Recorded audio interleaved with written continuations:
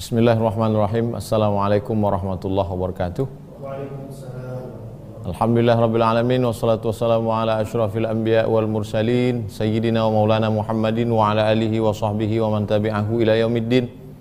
Allahumma 'allimna ma yanfa'una wanfa'na bima 'allamtana innaka antal alimul hakim. Rabbi shrah li sadri wa yassir li amri wahlul 'uqdatam min lisani yafqahu qawli. Apa benar bahwa anak yang sering sakit diantara sebabnya karena berat nama yang disandangnya, Pak Ustadz? Biasanya di kampung-kampung gitu. Sakit anak tuh kata Tuk Bomo, oh ini nama ini terlalu berat nih. Cari nama-nama yang ringan. Siapa namanya? Slow down. Agak ringan gitu. Pelan dan ke bawah dia, slow pelan. Itu tak ada Pak Amar. Jadi mungkin orang sugesti aja, tersugesti. Jadi nama itu kalau namanya sudah baik ya udah. Kalau sampai kita berkeyakinan nama gara-gara nama itulah memudaratkan, rusak akidah kita. Karena yang mendatangkan mudarat, menolak mudarat, mendatangkan manfaat itu la haula wala quwata illa billah. Wad-daru, Allah yang mendatangkan mudarat. Wan-nafi'u, Allah yang mendatangkan manfaat. Iyamsaskallahu bidurrin fala kashifa lahu illahu. Kalau ada mudarat menimpamu, tak ada yang bisa menghilangkannya kecuali Allah. Wa yuridka bi khairin fala radda li fadlih. Kalau Allah menghendaki kebaikan, tak ada yang bisa menolaknya. Jadi jangan lagi, inilah Pak Ustadz, sakit-sakit ini karena anak ini, nama ini tak cocok. Siapa nama anak ibu? Hospital.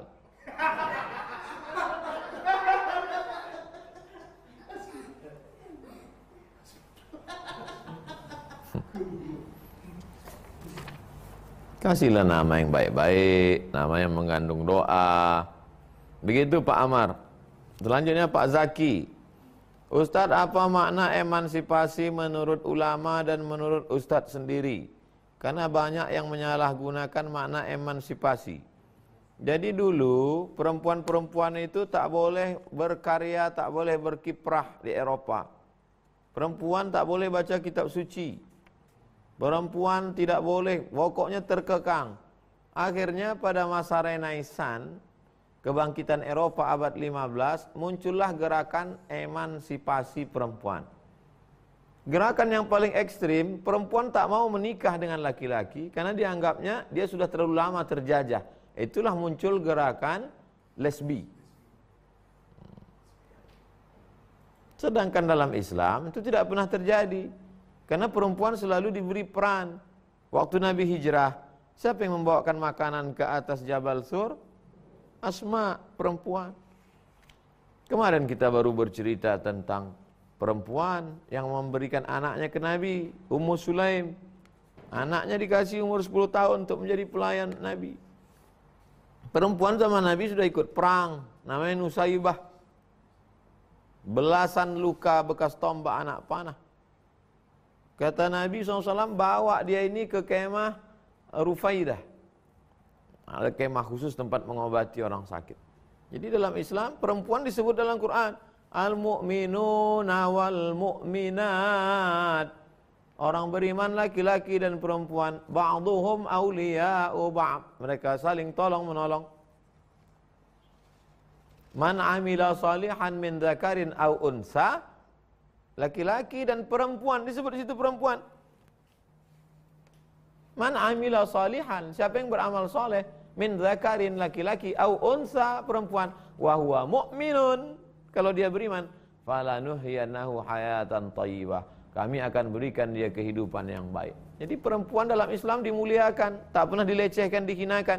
Ummuka emakmu, ummuka emakmu, ummuka emakmu. Ilzam rijlaiha fasammal jannah, urus tapak kaki emakmu, di sana ada surga. Man ala salasa banatin, siapa yang membesarkan 3 anak perempuan, fa'addabahunna, dididiknya dengan baik, wa zawwajakunna, dinikahkannya dengan baik, wa ahsana ilaihinna, buat baik sampai mati, falahul jannah, anak perempuan kau jaga masuk surga. Jadi tidak ada pernah terjadi diskriminatif terhadap perempuan. Itu buktinya harta warisan kenapa banyak laki-laki, karena laki-laki menanggung biaya nikah. laki-laki yang menanggung beli mahar, laki-laki yang menanggung nafkah. Bukan Islam diskriminatif. Jadi tidak ada pernah terjadi pergolakan. Kalaupun sekarang terjadi gerakan emansipasi, itu orang yang terpengaruh barat, ke barat-baratan. Islam memberikan kebebasan untuk perempuan. Boleh perempuan bekerja Pak Ustadz? Boleh. Dengan syarat ketentuan berlaku. Kalau dia sudah menikah, izin suami. Kalau belum menikah, izin wali, ayah, kakek, datuk, abang, adik. Abang, ayah, adik, ayah. Kalau dia sudah menikah, izin suami. Tidak bersolek-solek jahiliyah. Tidak meninggalkan kewajiban sebagai istri dan ibu dari anak-anaknya. Kemudian pula tidak berdua-duaan dalam satu tempat tanpa mahram. Tidak musafir tanpa mahram. Islam tak melarang untuk berkarya. Begitu Pak Zaki. 3. Apakah pusar anak waktu lahir harus ditanam atau boleh disimpan? Yang terkait dengan tubuh ini afdalnya ditanam. Kuku, kalau potong kuku, kuku itu ditanam. Rambut, kalau motong rambut, rambut itu ditanam. Begitu juga dengan pusar, karena dari tanah balik ke tanah. Kecuali diciptakan dari besi, balik ke besi. Robocop. Kita ini manusia. Jadi kalau motong kuku, masuk ke tanah. Kalau motong rambut, tuh saudara-saudara kita yang banyak tukang potong rambut, beguni-guni, itu jangan buang ke laut, mati ikan makan rambut. Buang, kubur ke tanah. Begitu juga dengan waktu melahirkan, tahap apa tuh yang banyak, itu ditubur tanah. Kubur aja, jangan pula kasih lampu hias. Begitu Pak. Nomor 4, Pak Aditya. Ustadz, ketika perjalanan jauh, saya sempat tertidur dan mimpi basah. Ketika mampir, tak ada air kecuali air minum di botol. Baru bisa mandi setelah lewat 2-3 kali waktu sholat. Bagaimana hukumnya Pak Ustadz? Tayamum. Tak ada air, basuh, ganti kain, tayamum. Karena bisa Pak Ustadz mandi wajib digantikan dengan tayamum? Bisa. Tayamum bisa menggantikan air saat wudu. Ada musafir, junub, bisa diganti tayamum. Orang yang sakit tak bisa kena air, bisa. Jenazah. Jenazah yang menular penyakit atau tak bisa, bisa ditayamumkan. Nah, itu makanya jenazah COVID yang takut memandikannya ditayamumkan. Nah, itu. Satu tayamum, satu sholat. Jadi kalau dia maaf junub, dia tayamum. Habis itu dia tayamum untuk sholat, nanti sholat lagi asar, tayamum lagi. Begitu Pak Aditya. Terakhir Pak Wawan.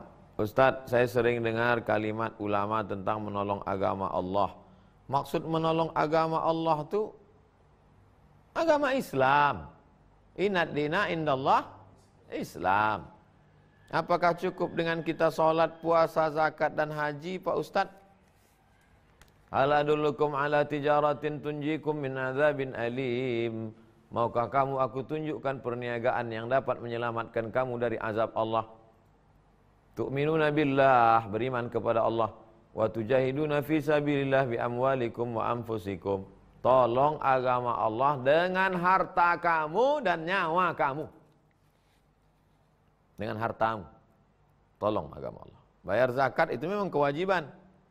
Kos-kosanmu banyak, wakafkan. Tanah banyak, wakafkan. Duit banyak, sedekahkan. Tolong agama Allah. Allah Maha Kaya, tak perlu dia pertolongan kita. Kita menolong agama Allah ini untuk apa? Untuk diri kita. Itu bukan punya kita itu. Bapak ibu yang kaya-kaya, harta kalian itu punya Allah. Kalian diujinya untuk ngurus harta dia. Bukan hasil pencarian kalian, bukan. Makanya Allah selalu nyebut punya kami, kata Allah. Wa mimma razaqnahum yunfiqun. Kami yang mengasih. Kami pinjamkan ke kau, kami tes. Rupanya kau pelitnya minta ampun, kata Allah. Bi amwalikum dengan hartamu, wa anfusikum dengan dirimu. Kau punya ilmu, punya otak cerdas, tolong agama Allah dengan otakmu. Kau tak punya otak, tapi ada otak-otak, tolong agama Allah dengan otak-otak. Bantu fakir miskin, kasih dia otak-otak. Bi amwalikum dengan hartamu, wa anfusikum dengan dirimu, nyawamu kau kasihkan untuk menolong agama Allah. Kalau tidak nanti dilecehkan Allah agama Allah, dilecehkan orang agama Allah. Begitulah kaji kita malam ini Bapak Ibu. Terima kasih segala perhatian. Mohon maaf segala kesilapan dan kekhilafan. Kita tutup dengan baca doa kafaratul majlis. Subhanakallahumma wa bihamdika. Menyikapi hadis palsu. Ulama dahulu menyikapi hadis palsu dibuat mereka metode. Tidak boleh menerima hadis kalau tidak bersanad. Makanya muncul istilah la aslalahu. Kalau ada ulama mengatakan la aslalahu artinya la sanadalahu, tak ada sanadnya. Rukun hadis sanad. Kalau ada matan tak ada sanad, tidak hadis. Yang kedua, mereka meriwayatkannya melalui dengan talaqi. Guru ketemu dengan murid-murid itu untuk mengantisipasi supaya jangan sampai. Pertama meminta sanad. Makanya kata Abdullah ibn Mubarak, al-isnad minad din. Sanad ini adalah bagian dari agama. Laulal isnad laqala man syaa ma syaa. Kalaulah bukan karena sanad, orang akan ngomong sesuai sekehendak hatinya saja. Fanzuru amman ta'khudhu dinakum. Sanad ini bagian dari agama, maka kalau kamu belajar agama, perhatikan dari siapa kamu ambil. Makanya mereka sangat memperhatikan. Membuat kaedah, lahirlah ulumul hadis. Ulama pertama yang menyusun ilmu hadis, nama kitabnya Ar-Risalah, Imam Syafi'i. Ulama pertama yang menyusun hadis, Imam Syafi'i. Risalah kan usul fikih Pak Ustaz. Usul fikih itu apa pengambilan dalil usul fikih? Pertama Quran, habis itu hadis. Pas bicara hadis itulah dia bicara ulumul hadis. Nah, makanya yang kuliah usuluddin coba buat skripsi, tesis, disertasi ulumul hadis dalam Ar-Risalah, mustalah hadis dalam Ar-Risalah, ilmu hadis dalam kitab usul fikih paling tua. Sampai kata Imam Ahmad bin Hanbal, kami tidak tahu antara am dengan khas. Kami memang hafal hadis, ahli hadis kami di Baghdad, tapi kami tak tahu mana hadis am, mana hadis khas, mana taqyidul mutlaq, mana takhsisul am sebelum datang Muhammad bin Idris Asy-Syafi'i. Setelah Imam Syafi'i datang barulah tahu mereka. Dia punya alatnya, usul fiqh. Tapi yang menyusun hadis dalam ilmu independen tersendiri baru dilaksanakan oleh Imam Roma Hurmuzi, Al-Muhaddisul Fasil bainar ra'i wal wa'i. Imam Roma Hurmuzi. Dialah ulama pertama yang menyusun ulumul hadis. Tapi baru sistematis disusun oleh Imam Ibnu Shalah dalam kitab Muqaddimah Ibnu Shalah. Berkembanglah, dilanjutkan oleh Imam As-Suyuti, Imam As-Sakhawi, kemudian Imam Ibnu Hajar Asqalani, Imam Nawawi, Imam Ibnu Hajar Asqalani, Imam As-Suyuti, Imam As-Sakhawi, Tadribur Rawi, Syarah Taqrib An-Nawawi. Datanglah yang modern-modern sekarang yang ada terjemahan di toko buku Mahmud At-Tahan, Ulumul Hadis. Bagaimana cara kami yang tidak mempelajari ilmu hadis dapat mengetahui hadis itu palsu atau tidak Pak Ustadz? Jangan beli buku kalau di ujungnya nggak ada HR. Hadis HR Bukhari, HR Muslim, HR Abu Daud, HR Tirmizi, HR Nasai. Banyak buku bagus.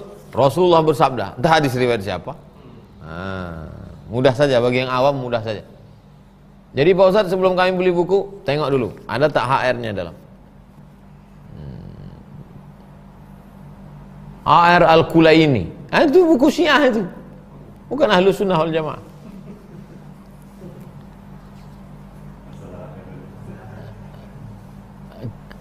Khairun Nisa. Ustadz, bisakah niat setelah amal dikerjakan? Contohnya ketika, bisa nggak niat itu setelah amal dikerjakan?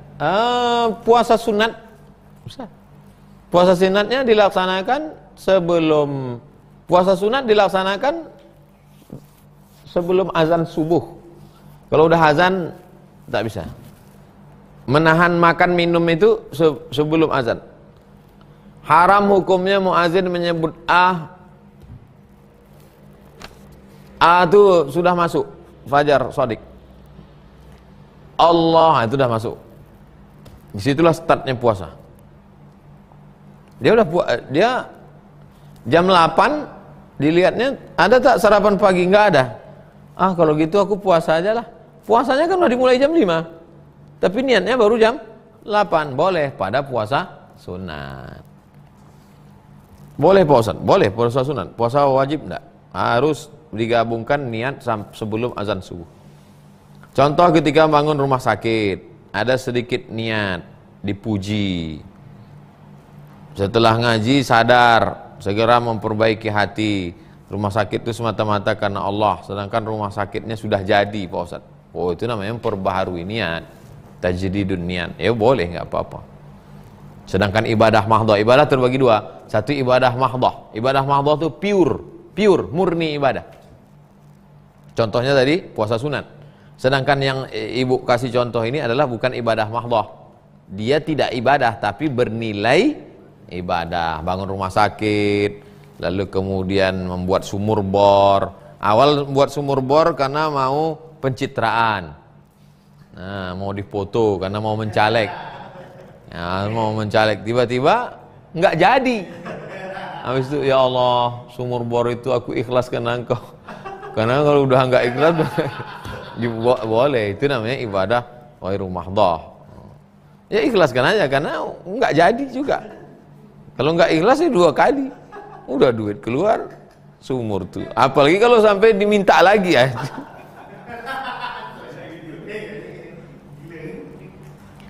Jamaah Sulawesi, Ustadz, kiat-kiat dan amalan serta doa apa sebaiknya rutin saya amalkan dalam mewujudkan kebaikan masa depan keluarga? Falya'budu rabb hadzal bait. Banyak-banyaklah engkau beribadah kepada Allah. Kalau kau banyak beribadah kepada Allah, Allah cuma minta kau satu aja beribadah, Allah akan kasih kau 2. Fa'at'amahum min ju' wa amanahum min khauf. Kalau kau lapar Allah kasih makan, kalau kau takut Allah hilangkan takutmu. Coba tengok. Kau buat 1, Allah kasih 2. At'amahum min ju', diberinya kau makan, wa amanahum min khauf, dihilangkannya rasa takutmu. Syaratnya apa? Ibadah. Banyak-banyak ibadah. Ibadah itu apa aja Pak Ustaz? Salat, zakat, puasa, zikir. Yang wajib-wajib dulu, habis itu baru yang sunat-sunat.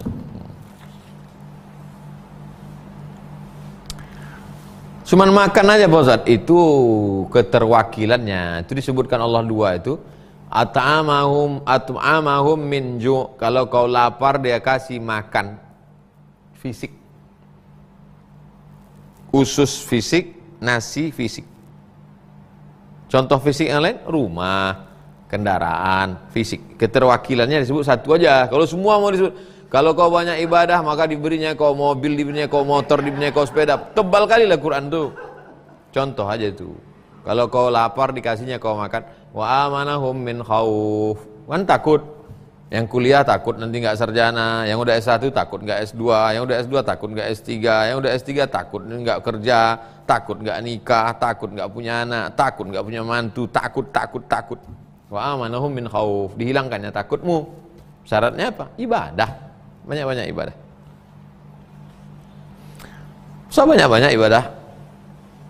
Tadi Ustaz bilang banyak-banyak ibadah. Sekarang Ustaz bilang jangan banyak-banyak ibadah. Pagi salat duha, bisa 2 rakaat alhamdulillah. 4 rakaat bagus. Malam tahajud. Mau tidur wudu tayammum, mau tidur wudu witir. Usah ribet-ribet. Duduk habis salat tuh zikir, selawat 100. Ada tamu 10. Masuk miss call sekali.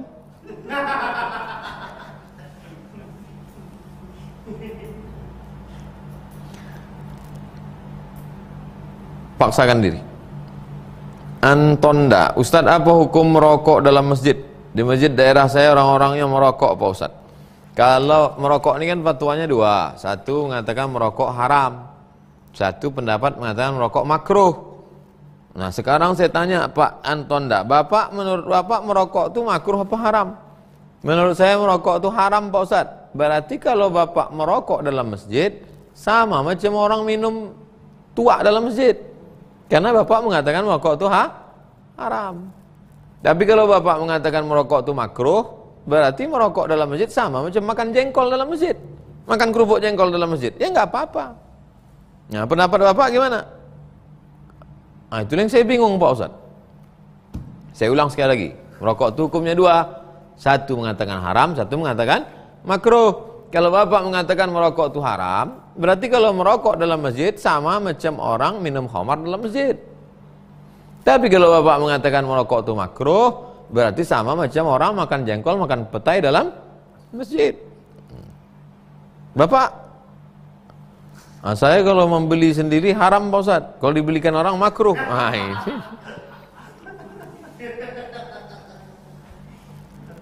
Arya Pratama, Ustaz, bagaimana cara awal belajar hadis orang awam agar sistematis dan terurut?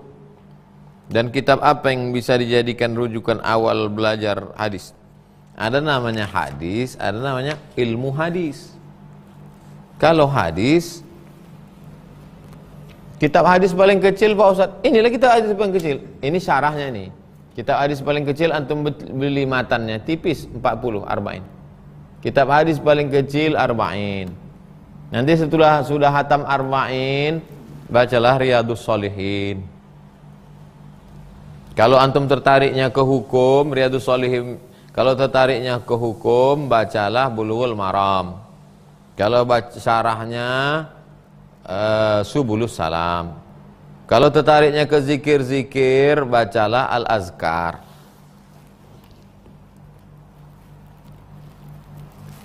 Ada namanya hadis, ada namanya ulumul hadis.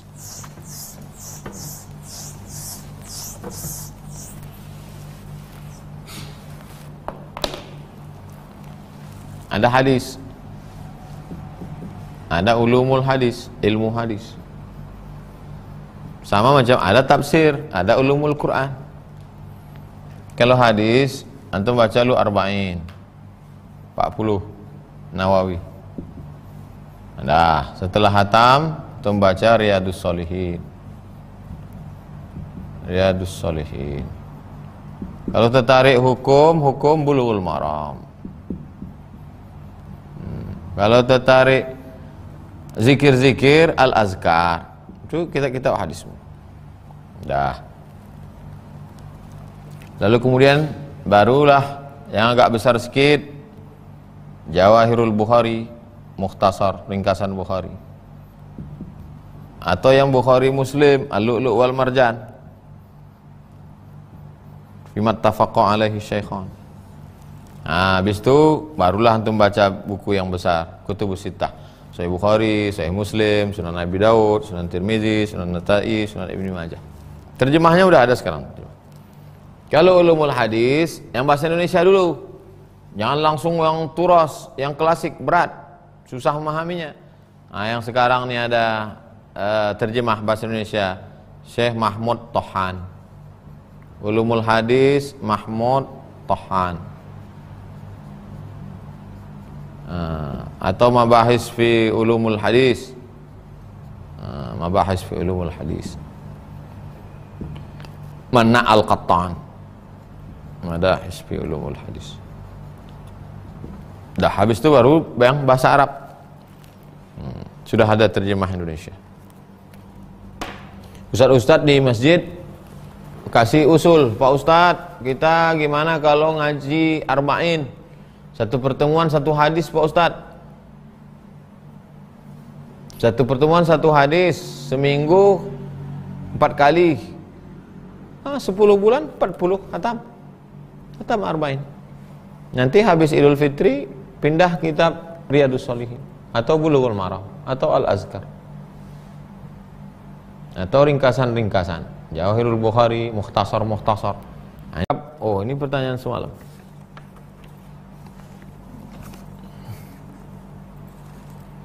Dari Ibu Suci Mai. Assalamualaikum Ustaz. Waalaikumsalam warahmatullahi wabarakatuh. Jika kita bernazar, tapi nazar belum dilaksanakan dalam waktu dekat, lalu mau saya barengkan nazar saya dengan kurban. Niatnya yang satu kurban, yang satu apa perlu saya niatkan nazar juga Pak Ustaz? Kalau niat ibu adalah nazar kurban, maka ibu tak tetapkan waktunya, berarti timingnya terbuka sepanjang tahun. Tapi kalau dinazarkan, saya bernazar kalau punya cucu laki-laki ganteng, saya akan potong kambing pada tanggal 10 Syawal. Wajib dipotong. Tapi kalau saya bernazar, saya potongkan kambing, tak ada sebutkan tanggalnya, itu bebas, unlimited. Pas 10 Zulhijjah, ibu potong kambing nazar, maka ibu potong kambing niatnya nazar saja. Saya niat potong kambing nazar, dan dagingnya tak boleh dimakan. Ibu tak boleh makan daging kambing itu, keluarga juga tidak, karena nazarnya adalah bernazar membagikan kambing untuk fakir miskin. Tapi karena ibu sama anggota masjid, datang orang membawa kupon, ini ada kupon 2 kilo, ibu ambil kupon 2 kilo. Karena yang ibu makan itu bukan yang punya ibu. Yang ibu makan itu adalah jatah dari punya orang lain yang dari masjid itu. Tapi kalau ibu sendiri menyembelih di rumah, dagingnya itu harus bagikan semua. Karena nazar, kambing nazar tak boleh dimakan oleh orang yang bernazar.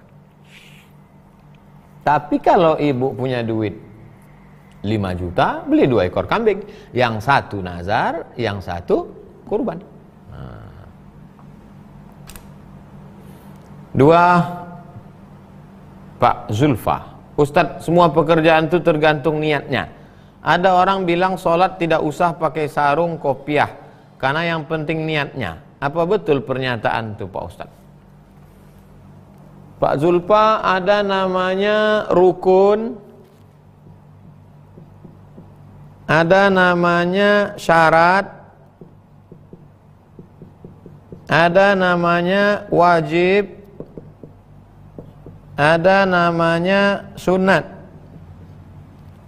Sekarang sarung,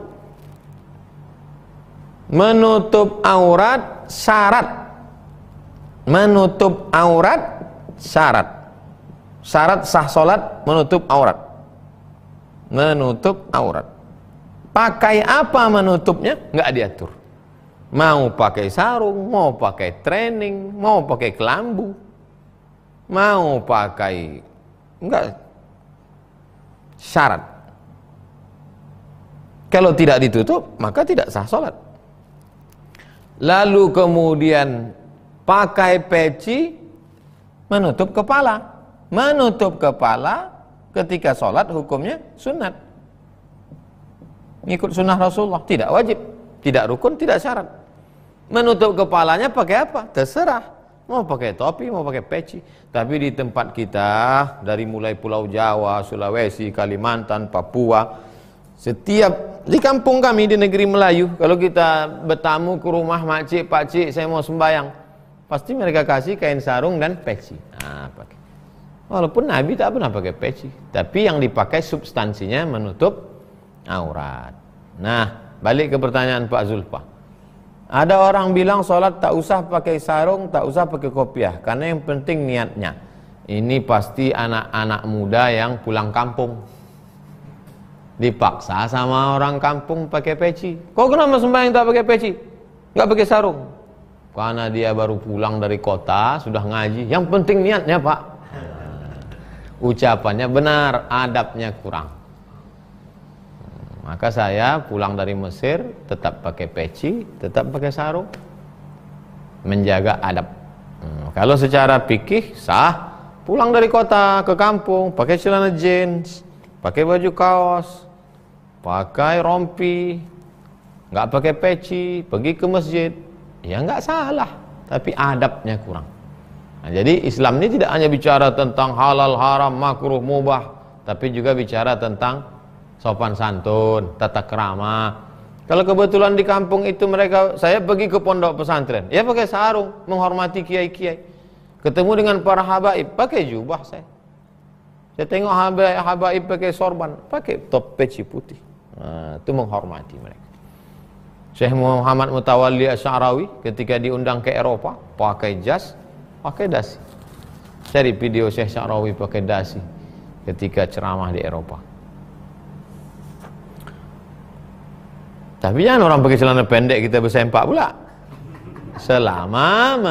Selama sesuai dengan aturan syariat Islam. Ibu Syafira, Ustadz, suami saya suka ria kalau memberi uang kepada orang tua.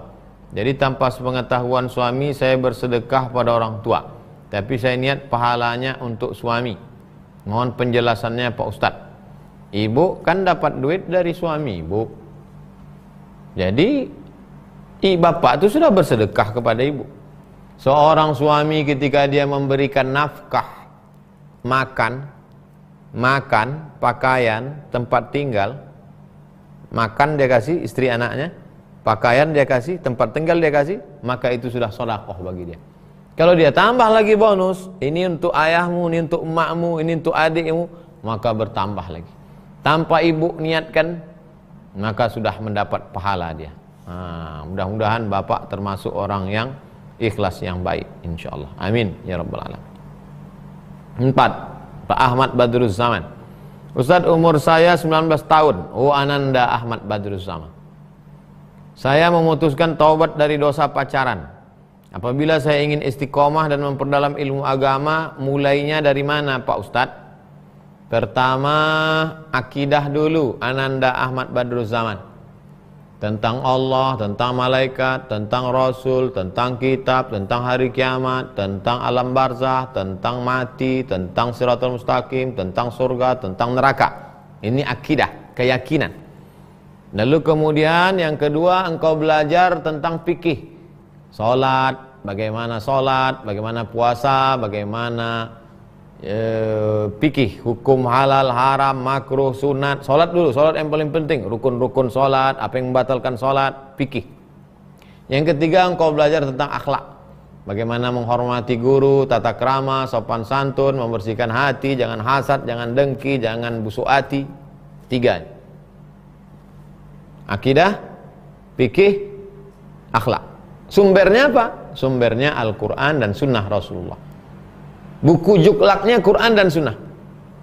Lalu kemudian teknisinya, kita beli AC, beli HP, beli motor, ada bukunya, katalognya. Tapi teknisinya nggak ada, nggak paham. Siapa teknisinya? Al-ulama warasatul anbiya. 3 yang dikaji kalau pertama ngaji, akidah, fikih, syariah, akhlak, dan sumber 3, Quran, hadis, ulama.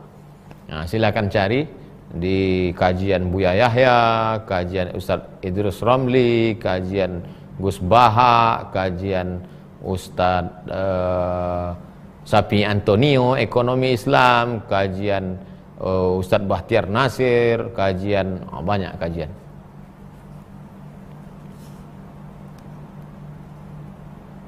Rina, Ibu Rina, Ustadz, kalau menggunakan kartu kredit niatnya memudahkan seperti ke luar negeri dan bayar tepat waktu, apakah termasuk riba Pak Ustadz? Ibu menyimpan uang takut kalau dibawa cash, maka ibu letakkan di suatu tempat, lalu yang dibawa kemana-mana kartunya. Maka tempatkanlah uang ibu bapak di bank syariah, bank syariah mandiri, BNI syariah, BRI syariah, bank syariah, bank muamalat, letakkan di bank syariah. Tapi kalau saya letakkan di bank syariah Pak Ustadz, aksesnya nggak internasional. Sementara saya nggak cuma di Pulau Sumatera, Indonesia, Kalimantan, Sulawesi, saya pergi ke Eropa, kemana-mana. Banyak aksesnya, saya mesti bank konvensional. Usahakan bank syariah, bank syariah yang internasional. Nggak juga bisa bank konvensional. Ibu letakkan 1 miliar di bank konvensional, 100 juta di bank konvensional, hanya untuk supaya mudah transaksi. Kalau dapat bunga, karena mereka investasikan uang yang ibu letakkan ini, kalau dapat bunga, bunganya jangan diambil. Bunganya diserahkan untuk masalih ammah, maslahat umum, kepentingan umat secara umum. Panti jompo, panti asuhan, pembangunan masjid, pondok pesantren. Begitu caranya mensiasati, supaya jangan kemana-mana bawa duit cash. Itulah kaji kita malam ini, mudah-mudahan bermanfaat. Kita ketemu lagi besok diawali dari bab hilah, insyaallah. Terima kasih atas segala perhatian. Mohon maaf atas segala kesilapan dan kekhilafan. Subhanakallahumma wa bihamdi. Itu yang udah disaring yang penting-penting. Pertama dari Pak Sepriandi. Assalamualaikum Ustaz. Apa hukumnya mengucapkan selamat ulang tahun, baik dari bahasa Indonesia ataupun bahasa Arab?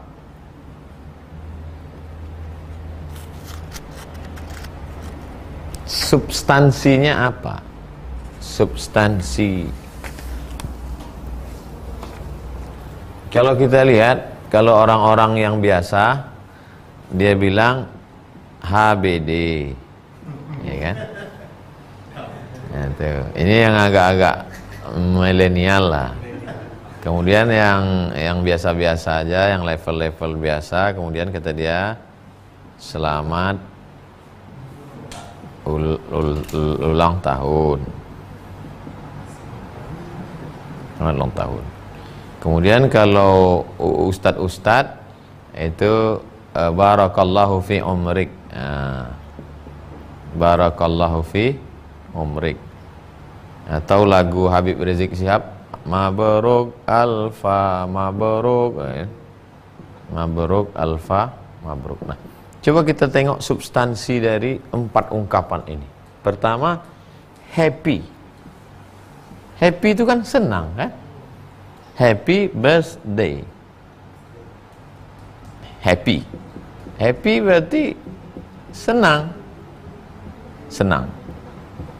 Oke, yang kedua, selamat. Jelas-jelas yang ulang tahun itu Ahmad, tapi yang disebutnya tetap selamat. Tapi selamat. Oke, intinya substansinya selamat. Ya kan? Selamat. Selamat nih dari bahasa Arab. Allahumma inna nas'aluka salamatan. Makanya disebut doa. Nah, Ustaz nanti datang ke rumah ya, doa selamat. Yang ketiga, barakallahu fi umrik. Semoga Allah memberkahi umurmu. Berkah. Berkah. Oke. Ini juga begitu, mabruk. Sebetulnya yang tepat itu adalah mubarak. Karena fi'il madinya baraka yubariku. Tapi sudah populer di seluruh negara Arab, mabruk. Maka ini disebut dengan khotok sya'i. Salah tapi populer. Nggak ngerti kami Pak Ustadz, salah tapi populer. Mohon maaf zahir dan batin. Tapi populer di tempat kita mohon maaf lahir. Ini namanya khotok sya'i. Salah tapi populer. Malah ketika saya tulis zahir dan batin, Ustadz tipu ya. Salah tulis. Ini. Jadi saya tidak permasalahkan mabruk ini. Nah, dari 4 ungkapan ini, senang, selamat, berkah, apa? Kalau digabungkan 3 ini, senang, selamat, berkah, sebetulnya isinya ini apa? Doa. Kan itu isi. Jadi jangan kita terjebak pada casingnya, tapi isinya. Maka semua maksa ini adalah doa. Doa supaya orang itu semangat. Maka kita robah. Ustaz Somad berubah, dulu katanya haram. Tonton lagi video yang lama-lama. Haram itu bukan ininya. Haram itu tradisi. Karena yang berdoa di depan api itu adalah majusi. Dan saya pribadi sudah 43 tahun umur saya, tak pernah merayakan ulang tahun walau sekalipun. Anak saya pun tak pernah saya buat ulang tahun. Keponakan saya tak pernah. Adik kandung saya tak pernah saya ucapkan selamat ulang tahun sampai hari ini. Bisa datang tanya dia, pernah Ustaz Somad menyebutkan selamat ulang tahun? Enggak. Jadi jangan iyalah dia terikut-ikut. Saya menjawab, saya tak pernah ulang tahun, anak saya tak pernah ulang tahun, ponakan saya tak pernah ulang tahun, emak ayah saya tak pernah ulang tahun, dan saya tak pernah mengucapkan ulang tahun kepada keluarga saya. Tapi saya tak menyalahkan orang. Jangan, bukan berarti saya tak pernah salahkan orang, karena isinya adalah doa. Yang saya salahkan itu adalah mengikut tradisi musyrik, berdoa depan api. Itu saja. Itu pun orang marah juga ke saya. La ilaha illallah Muhammad Rasulullah. Dah jelas. 2, lilin. Baru sebut lilin, dan sekarang lilin bertanya. Oh, bukan lilin. Lilia Pramutia. Ustadz, apakah sama beribadah karena mencari perhatian Allah dengan beribadah karena Allah? Beribadah karena perhatian Allah. Cemana usollinya? Usolli fardhul maghribi salah sarakaatin karena perhatian Allah Ta'ala gitu. Jadi sebetulnya Ibu Lili itu hanya bahasanya aja. Saya kemari karena Ustadz Somad. Saya kemari karena ingin mencari perhatian Ustadz. Itu sebetulnya bahasa aja. Jadi orang yang ingin mencari perhatian Allah dengan beribadah karena Allah itu artinya substansi maknanya sama. Kalau kita sholat malam atau zikir 2000 kali, yang kita cari itu apa sebetulnya? Ya supaya diperhatikan Allah. Maka kita buat amal lebih dari orang lain supaya kita diperhatikan Allah, dibanggakan Allah. Itu sebetulnya bahasa saja, Ibu. 3, Pak Wawan Darmawan. Ustadz, ada sepasang suami istri sudah meninggal. Allahumma fir lahum warhamhum wa'afihim wa'afam. Tidak punya anak, hanya ada satu anak angkat. Apakah rumah dan semua hartanya untuk si anak angkat?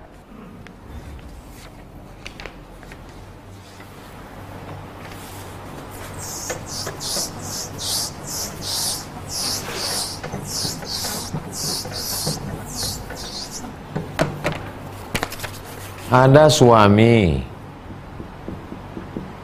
menikah dengan istri. Suami ini punya ayah,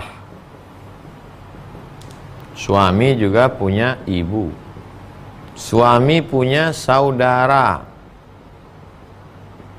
dan saudari, istri juga punya ayah,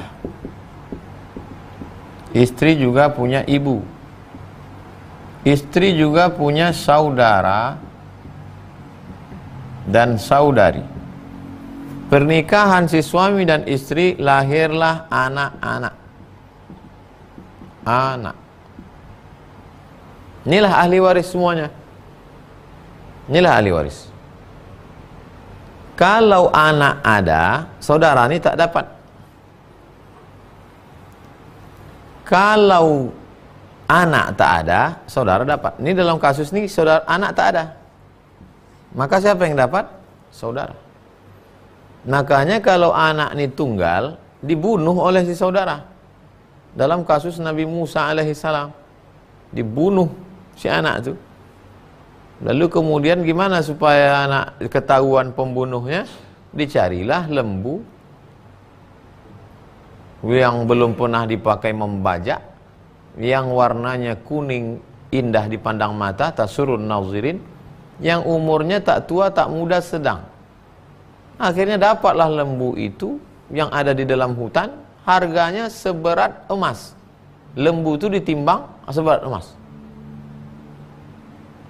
Maka disebut surat itu surat lembu, surat Al-Baqarah. Dipukulkan ekor lembu ke anak itu, hidup anak itu. Siapa membunuhmu? Pamanku, katanya. Nah, ini dalam kasus warisan. Nah, sekarang anak-anaknya tak ada. Siapa yang menjadi ahli waris? Saudara, ayah, ibu, saudara. Si istri ini begitu juga, ayah, ibu, saudara. Tapi mereka ada mengadopsi seorang anak. Sekarang kalau meninggal anak ini dapat apa tidak? Anak tak dapat apa-apa karena tak ada hubungan darah. Makanya bapak ibu yang punya anak angkat, kalau mau menyelamatkan anak ini, maka anak ini dikasih hibah. Langsung kasih dia nih rumah, ambil, buatkan surat tanah, selesai. Kalau mau dikasih setelah meninggal, kasih wasiat. Tapi setelah meninggal baru dia punya. Syarat wasiat, satu, tak boleh lebih dari sepertiga harta. Sepertiga total harta. Yang kedua, diserahkan setelah meninggal. Itu cara menyelamatkan dia. Tapi jangan karena punya anak angkat dibuatkan surat wasiat, semua hartaku ku kasih ke anak angkatku, saudara-saudaraku ini sendal jepitku pun jangan kasih. Haram hukumnya. Kenapa? Karena mereka tetaplah ahli waris dalam pandangan Islam. Bahwa mereka dulu tidak mau menyambung silaturahim, hubungan tak baik, itu dosa mereka. Tapi dalam Islam mengatur mereka tetap dapat hak. Anak angkat diselamatkan dengan hibah atau wasiat. Begitu Pak Wawan. Terakhir, tak ada namanya. Karena menyebutkan namanya la ya'ni. Tak penting. Saya pernah diajak nanam modal dengan cara bagi hasil. Hampir 9 bulan dia selalu mengirim bagi hasil. Setelah itu seluruh hartanya disita karena dia pinjam uang juga ke orang lain. Karena uang yang modal belum kembali, apakah berarti dia berhutang ke saya? Warisan sudah tak ada lagi. Ini namanya investasi bodong. Jadi sebetulnya duit orang itu dia kumpul sejuta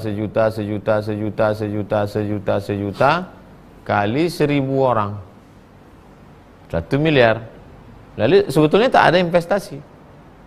Duit orang itu diputar. Jadi ini merasa sudah dapat untung. Pas ditanya investasinya apa, jangan tanya-tanya, yang penting dapat. Duit orang itu aja diputar, salah putar. Jadi rata-rata investasi bodong. Saya pernah diajak menanam modal dengan cara bagi hasil. 9 bulan dia selalu ngirim bagi hasil.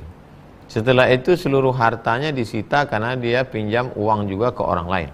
Karena uang yang modal belum kembali. Apakah berarti dia berhutang ke saya? Warisan sudah tak ada lagi. Dia punya hutang ke bapak sejumlah modal. Karena selama ini kata dia yang bapak terima itu adalah hasil. Maka kalau pinjamannya 10 juta, maka dia wajib membayar 10 juta. Dari mana pembayaran uang 10 juta itu? Dari tirkah, harta warisan. Sekarang warisannya sudah tak ada lagi. Maka bapak tak bisa menuntut apa-apa. Secara hukum Islam bapak tak bisa menuntut ke siapapun karena harta warisnya tak ada. Anak tidak wajib membayarkan hutang bapaknya dari duitnya sendiri. Tapi anak ahli waris wajib membayarkan hutang dari harta warisan. Min ba'di wasiyatin, keluarkan harta warisan itu 2. Pertama, keluarkan wasiat. Audain, hutang, keluarkan hutang. Baru tirkah bisa dibagi. Sekarang tak ada, maka bapak tak bisa menuntut kemana pun menurut hukum Islam. Tanya jugalah pengacara, kalau menurut mereka hukum konvensional bisa menuntut anaknya, saya tak ikut lagi, karena saya menjelaskan menurut hukum Islam. Banyak-banyak bersabar, istighfar, minum jus timun. Itulah kaji kita malam ini. Mudah-mudahan bermanfaat. Jangan lupa besok kita kaji apa tadi? Apa yang penting, apa yang tak penting. Jumpa besok insyaallah. Terima kasih. Wassalamualaikum warahmatullahi wabarakatuh. Subhanakallahumma wabihamdika asyhadu an la ilaha illa anta astaghfiruka wa atubu ilaik. Wassallallahu ala sayyidina Muhammad. Alhamdulillah. Berarti kalau nampak orang galau berarti belum tentu juga. Besok insyaallah. Baik jamaah yang dimuliakan Allah. Kita jawab pertanyaan. Pertama dari Pak Muhammad Mawardi.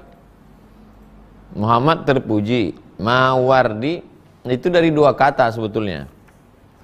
Mawardi, mawardi.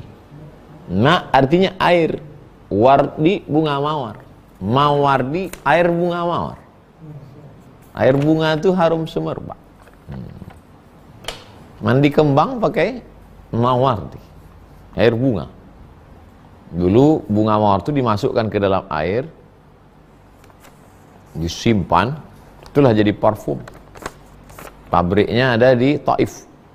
Tanam bunga mawar tuh sejauh mata memandang, dari 1 hektar jadi 1 botol. Oleskan, mahalnya minta ampun. Ustaz Somad ada 2 botol, hadiah karena bawa jamaah.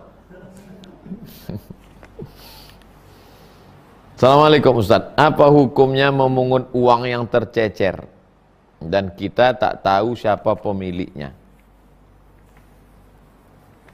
Ada dalam kitab fikih bab namanya luqatah. Luqatah. Luqatah itu artinya barang temuan. Likulli sakit, likulli laqid. Laqid, daun yang gugur. Jatuh daun. Likulli sakit, laqid. Setiap bunga yang gugur pasti ada yang mengutip. Nah, pepatah Arab. Likulli saqit laqid. Saqit artinya jatuh. Laqid pasti ada yang ngutip. Setiap bunga yang gugur pasti ada yang ngutip. Bunga mawar, alhamdulillah. Bunga yasmin, alhamdulillah. Bunga tai ayam. Pas lagi jalan, nampak orang yang menemukan itu namanya laqid. Benda yang ditemukan itu namanya luqatah. Tapi jangan gara-gara ini nanti ketemu anak dalam kardus, kasih nama siapa? Siti Luqatah. Kalau menemukan itu dalam Islam diumumkan oleh ulil amri selama setahun. Kalau setahun tak ada pemiliknya, maka menjadi milik orang yang menemukan.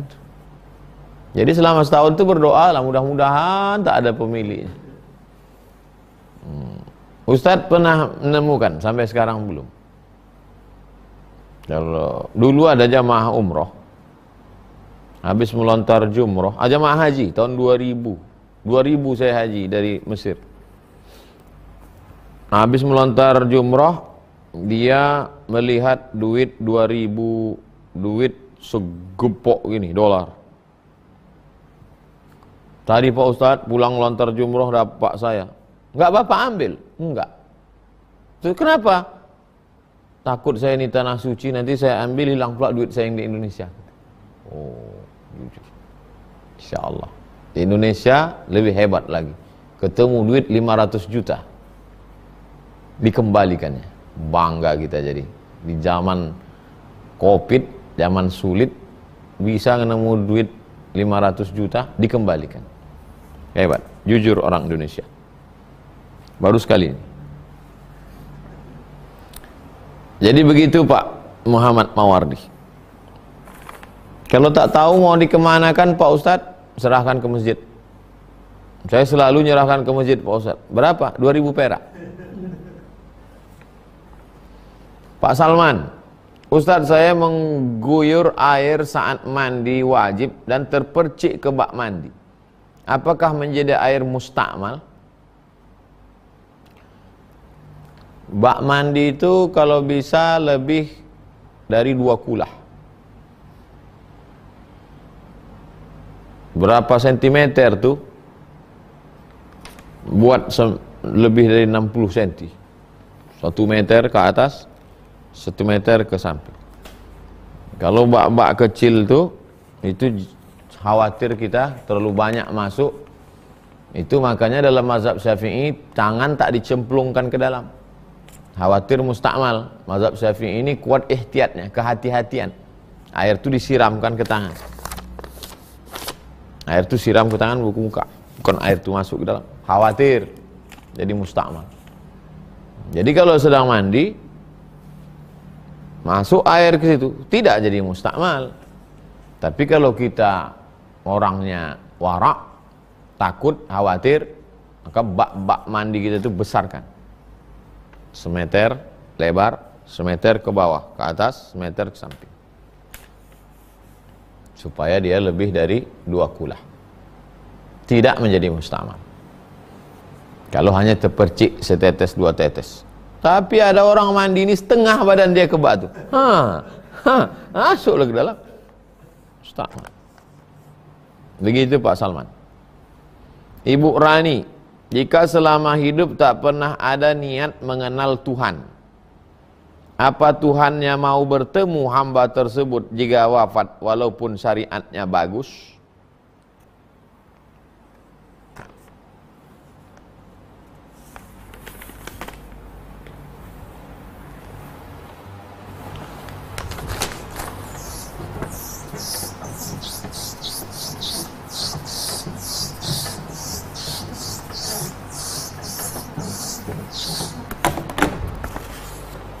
Islam, nama agama kita, waraditu lakumul Islam.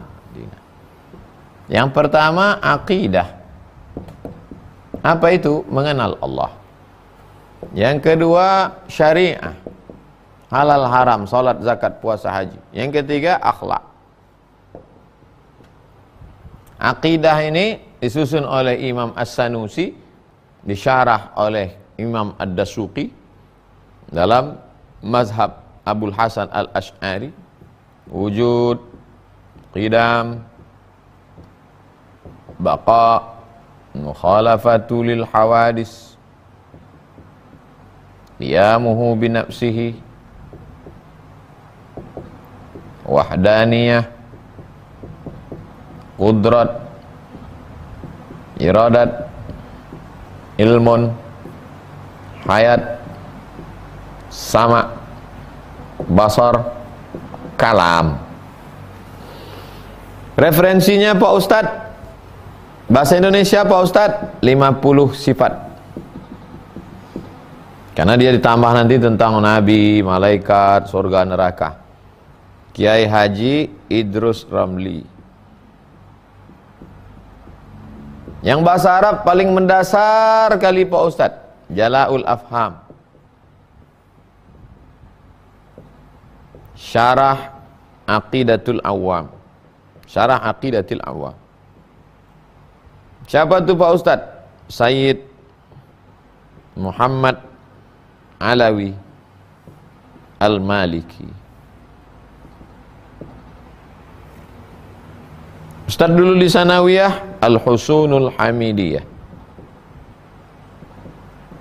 Di Aliyah Ad-Dasuqi ala Ummil Barahin.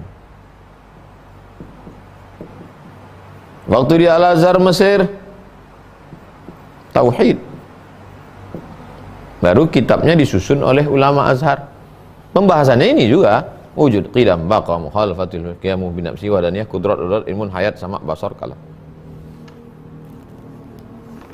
Doakan insyaallah ustadz-ustadz alumni Azhar yang ada di Mesir beberapa kumpul akan merumuskan nih keluar, nanti jadi bahan untuk mengajar. Mudah-mudahan jadi kitab insyaallah. Amin ya rabbal alamin. Jadi tak usah terlalu berat-berat kali. Ustadz gimana selama hidup tak pernah ada niat mengenal Tuhannya, hakikat. Apa Tuhannya mau bertemu hamba tersebut? Asal udah dikaji, udah. Apa kata ulama mazhab Asy'ari? Orang kalau sudah mengkaji sifat-sifat Allah ini, maka cukup bekal dia untuk mengenal Allah SWT. Man arafa nafsahu faqad arafa rabbahu. Siapa yang mengenal dirinya, maka kenallah dia Rabbnya. Apa kata Imam Sakhawi? Siapa yang mengenal dirinya miskin, tak punya apa-apa, kenal dia adalah Rabb yang maha kaya. Siapa yang kenal dirinya yang lemah, tak ada kuasa, kenallah dia Allah yang maha kaya, maha kuasa. Cukup. Tak usah terlalu mau mencari Tuhan sampai ke planet Mars, tak usah. Cukup. 4. Ibu Zakiyah Zaki. Ustadz, saya sering gunakan wifi kantor untuk dengar pengajian. Apa hukumnya Pak Ustadz? Kalau kita tinggal di hotel, check in jam 12 siang, check out 12 siang besok, kita dikasih password wifi. Berarti selama 24 jam itu sudah sepaket dengan kamar dan semuanya. Kecuali setelah jam 12 siang besok, sudah keluar, duduk kita di ballroom, lalu kita hack. Pandai dia ngehack, dijebolnya itu, dapatnya password. Nah, itu baru kita mencuri. Karena biasanya setiap hari itu dirubah, password itu dirubah. Karena itu dah bukan kita bayar lagi, kita mencuri itu dah. Nah, di kantor ini, kalau di situ ada aturan bahwa semua pegawai karyawan boleh mengakses wifi,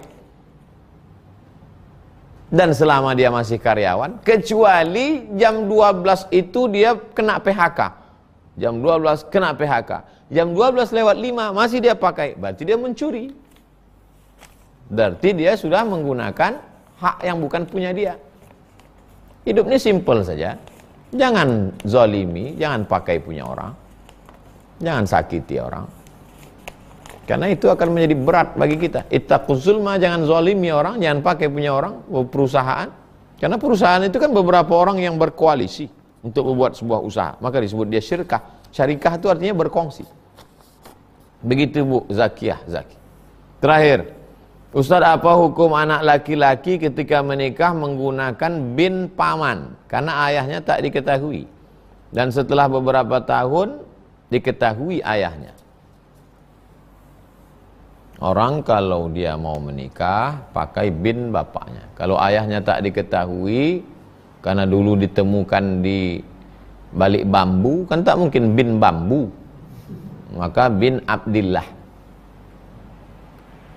Tapi laki-laki nggak ada yang pakai bin, itu perempuan. Aku nikahkan engkau dengan anakku. Aku nikahkan engkau dengan anak si bapak. Zawajtuka ha. Aku nikahkan engkau. Oh ya, dia sebutkan bin. Aku nikahkan engkau Tatang Yudiansah bin dengan anakku dengan mahar sebentuk cincin emas tunai sah. Aku nikahkan engkau Tengku Dedi. Nanti disebutkan satu, yang satu tidak, merajuk pula. Dengan mahar sebentuk cincin emas tunai. Apakah nikahnya sah? Kalau memang orangnya memang betul itu, memang itu orangnya, bukan orang lain, nikahnya sah. Hanya saja perbuatannya itu, perbuatannya pakai nama itu perbuatannya itu bohong, dusta, berdosa. Tapi nikahnya tetap sah.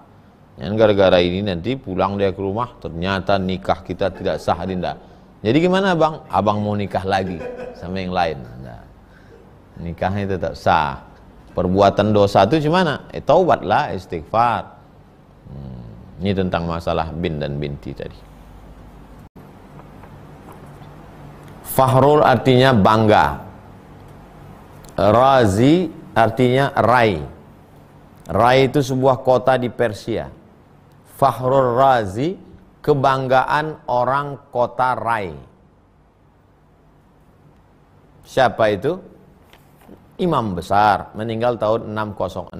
Tafsirnya namanya Tafsir Ar-Razi, atau disebut juga Tafsir Mafatihul Ghaib, atau disebut juga dengan Tafsir Al-Kabir, semeter panjang. Kebanggaan kota Rai, gelar dia, Fahrul Razi. Assalamualaikum Ustaz. Waalaikumsalam. Bagaimana dengan sikap teman saya yang mengikhlaskan hutang saya terhadap dia dan dianggap sudah lunas? Apakah di akhirat akan tetap menjadi hutang bagi saya? Pak Fahrul Razi, hutang ini 3 level. Yang pertama, catat tanggalnya. Idza tadai Al-Baqarah 282. Ya ayyuhalladzina amanu, wahai orang beriman, idza tadayantum bidainin, kalau kau menjalin Tutang piutang ila ajalim musamma, sampai batas tertentu, faktubuh. Wal yaktub bainakum katibun bil adli, hendaklah ada penulis yang adil. Wastashhidu syahidaini min rijalikum, ada saksi 2 orang laki-laki yang adil. Akan dibayar pada tanggal 1 Syawal 1441 saksi. Illam yakuna rajulaini farajulun, kalau tak ada saksi 2 orang laki-laki, 1 laki-laki. Wa imra'atani, 2 orang perempuan. Ini yang pertama. Ternyata pas ditagih, kapan kau bayar? Aduh, aku sedang sulit ini, kena Covid pula, kerja tak bisa, PHK. Stop, tak usah kau lanjutkan lagi. Fa in kana dzu usratin fa naziratun ila maisarah. Kalau dia dalam kesulitan, kasih tenggat waktu. Sampai kapan bisa? Sampai Covid habis lah. Mana tahu Covidnya habis tak kapan? Insyaallah tahun baru nanti 1 Januari 2021. Oke. Tunggu sampai dia lapang. Pas tanggal 1 Januari, kapan bayar? Aduh, udahlah capek daripada naik darah tinggiku. Wa anta saddaqu khairul lakum, kau sedekahkan lebih baik. Rupanya Pak Fahrul Razi dapat yang level 3. Udah disedekahkannya? Udah, syukur Pak Fahrul Razi. Berarti Bapak nanti tak dituntut lagi di akhirat. Selamat. Jangan takut. Kalau dia mengatakan, udah kuizinkan semua, udah lepas. Jangan takut. Itu memang masuk dapat level 3. Jarang-jarang orang dapat level 3 nih Pak Fahrul Razi. Kebanyakan dapat level 4, dibawakan perang panjang. 2, Bu Nur Manja. Nur cahaya, manja, ya manjalah. Ustadz, bagaimana hukumnya orang mengambil sebagian uang badal haji untuk dikasih ke orang lain? Ini namanya makelar. Kumpulnya badal orang. Bu, badal ya, badal kumpulnya badal. Baru dikasihnya ke mahasiswa. Mau kalian? Ada pula makelar badal. Saya ada melaksanakan badal haji, tapi dari orang yang amanah, yang soleh. Kakak kelas tahu saya. Dari Maroko saya melaksanakan badal haji, sahabat saya Ustadz Hamzah namanya, dari Malaysia, dari Singapura. Kawan baik, dulu sama-sama kuliah di Universiti Kebangsaan Malaysia. Ada pun yang makelar-makelar nih. Oh, itu akadnya apa itu? Makan haram juga itu. Orang kasih aja. Bisa pula badal haji 1.000 rial. Gimana? Ongkos dari Maroko aja 5.000 dirham naik pesawat sekali jalan. Mana pula bisa dia bayar 1.000 rial. Begitu Ibu Nur Manja. 3, Pak Hidayat Siregar. Ustadz, apa yang dimaksud dengan istilah ghulu? Pernah ada yang bilang jangan berlebihan mencintai ulama. Apa maksudnya? Ya ayyuhalladzina amanu, wahai orang beriman, la taghlu fi dinikum, jangan kamu ghulu, ekstrim secara berlebihan. Jangan kamu berlebihan mencintai ulama. Apa batas berlebihan itu apa? Jelas-jelas ulama itu melanggar syariat Islam. Bercelana tak menutup aurat, tidak sholat. Katanya sholatnya langsung naik ke Sidratul Muntaha, minum khamar, mabuk, berzina, tetap juga dipuja-puja, tetap juga dipuji-puji. Itu ekstrim. Makanya buka kitab tasawuf, nama kitabnya Al-Luma', karya Imam As-Saraj At-Tusi. Ada seorang yang datang menemui wali Allah, katanya ini wali nih. Dibawanya murid-muridnya, murid-murid, ayo kita ketemu wali Allah. Sampai di masjid, rupanya yang disangka wali itu meludah dalam masjid. Mari kita tinggalkan. Kenapa Tuan Guru? Ini wali setan. Kenapa? Karena melanggar syariat. Tapi saya mencium tangan Habib Umar bin Hafiz, apakah bisa orang mengatakan saya ghulu? Yang ini ikut Ustaz Saman tuh ghulu dia tuh, ekstrim tuh. Masa mencium tangan Habib? Loh, Zaid bin Sabit mencium tangan Abdullah bin Abbas.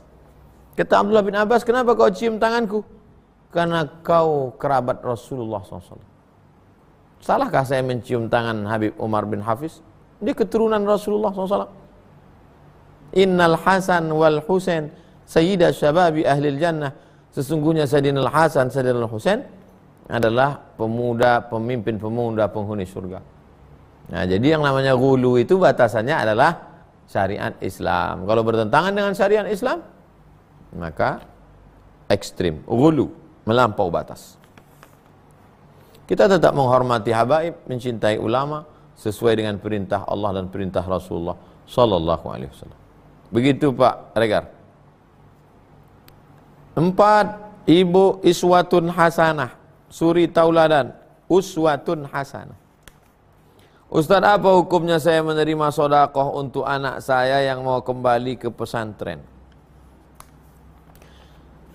Kalau zakat, Bu, zakat itu harus ada 8 asnaf. Kalau ibu nggak masuk 8 ini, nggak boleh ibu ambil Arab. Innama sadaqatu lil fuqara wal masakin wal amilina 'alaiha wal mu'allafati qulubuhum wa fir riqab wal gharimin wa fi sabilillah wa ibnis sabil. Tapi kalau sedekah bebas saja. Sedekah orang ngasih. Ini ya Bu, untuk anak ibu sekolah di pesantren, ibu ambil, kasihkan ke anak untuk bekal dia sekolah di pesantren, untuk bayar uang sekolah, untuk beli buku. Berarti orang yang ngasih ini tahu dia anak ibu sekolah agama, pejuang menegakkan agama Allah, maka ibu ambil, tak salah. Walaupun ibu orangnya mampu. Tapi kalau ibu nggak mau ngambil, saya nggak mau ngambil Pak Ustadz, saya serahkan ke orang lain. Bagus. Kenapa ibu nggak ngambil? Dikit kali Pak Ustadz.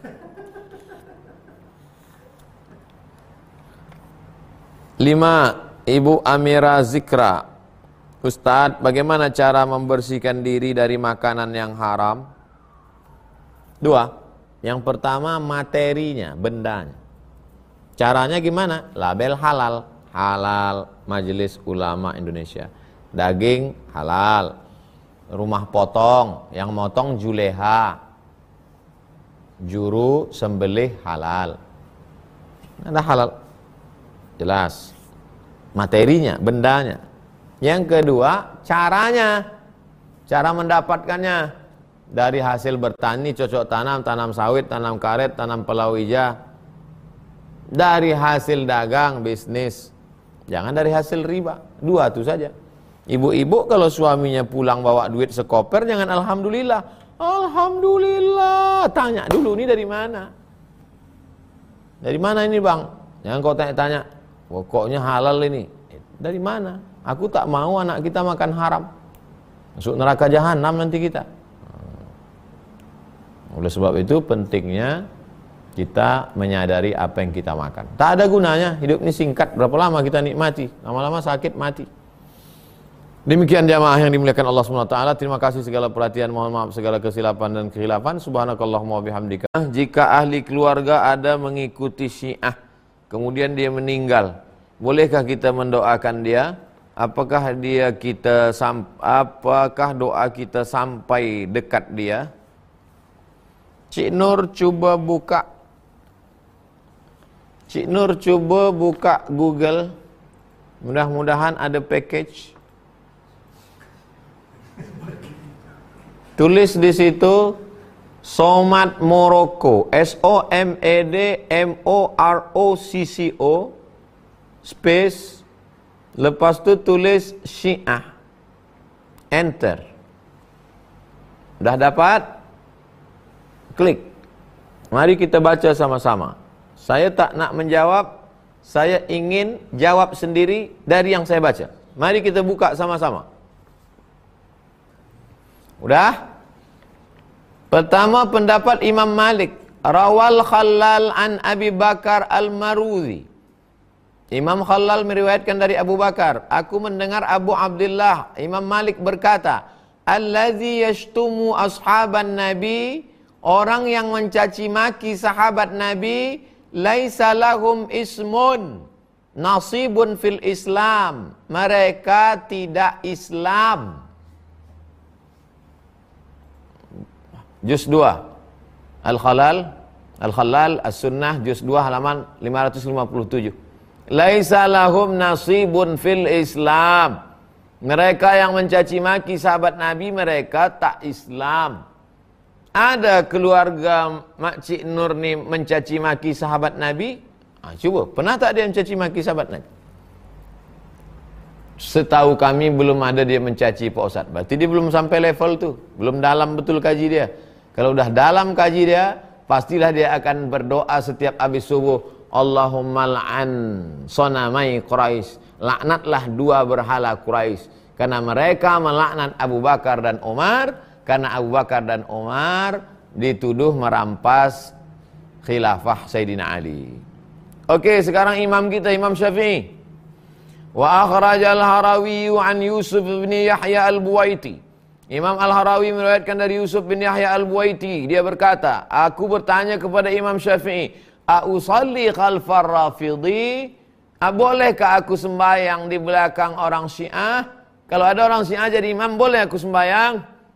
Apa kata Imam Syafi'i? La tusalli khalfar Rafidhi. Jangan sembahyang di belakang orang Syiah. Walal Qadari. Jangan sembahyang di belakang orang Qadariyah yang tak percaya pada takdir. Walal Murji. Jangan sembahyang di belakang orang Murji'ah. Murji'ah yang mengatakan bahwa dosa tak berpengaruh kepada iman. Iman Abu Bakar dengan iman pezina sama, karena dosa tak berpengaruh kepada iman. Itu Murji'ah namanya. Wa man qala inna Abu Bakrin wa Umar laisa bi imamaini fahuwa Rafidhi. Siapa yang mengatakan Abu Bakar dan Umar bukan khalifah, maka dia Syiah Rafidah. Wa man ja'ala al-masyi'ata ila nafsihi fahuwa Qadari. Siapa yang mengatakan bahwa masyiah, kehendak itu dari dirinya bukan dari Allah, maka dia adalah Qadari.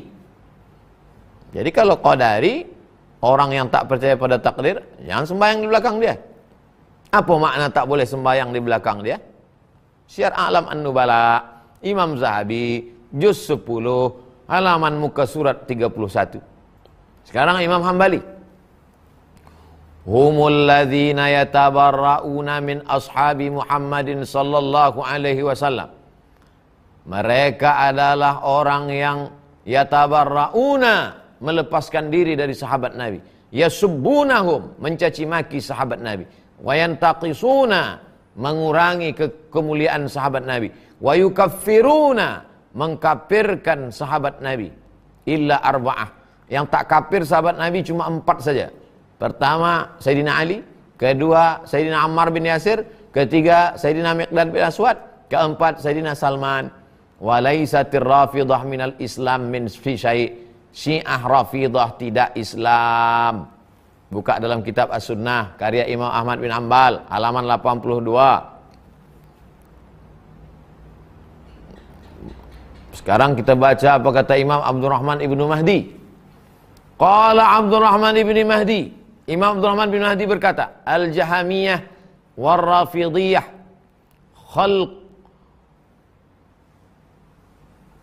huma millatani.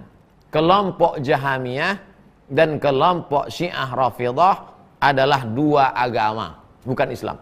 Millatani, dua agama di luar Islam.